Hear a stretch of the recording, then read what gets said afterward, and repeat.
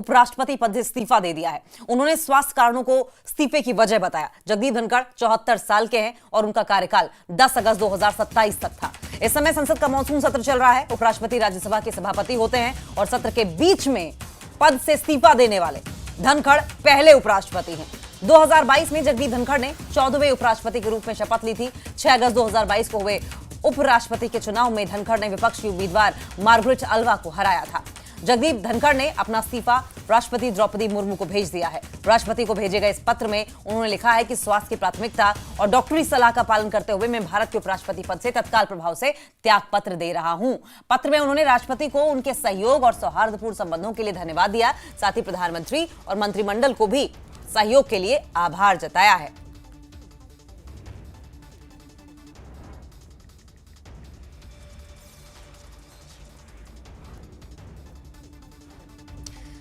तो देखिए 6 अगस्त 2022 को उपराष्ट्रपति पद पर काबिज हुए थे और मार्गरेट अल्वा को उन्होंने हराया था।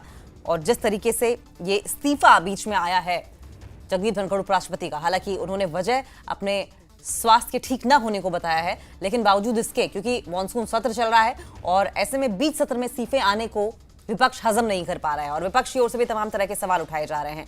अब देखिए इस्तीफा देने वाले उपराष्ट्रपतियों की लिस्ट भी हम आपको ग्राफिक्स के जरिए समझा रहे हैं। 1962 में, अब 1969 की दिखा रहे हैं, विवेक गिरी ने इस्तीफा दिया है। 2007 में भैरव सिंह शेखावत ने भी इस्तीफा दिया था और 2025 में अब जगदीप धनखड़ ने मिड टर्म में इस्तीफा दे दिया है। 1962 में सर्वपल्ली राधाकृष्णन ने इस्तीफा दिया था। 1969 में विवेक गिरी ने इस्तीफा दिया था। लेकिन सत्र के बीच में इस तरीके से इस्तीफा देने वाले पहले उपराष्ट्रपति हैं जगदीप धनखड़।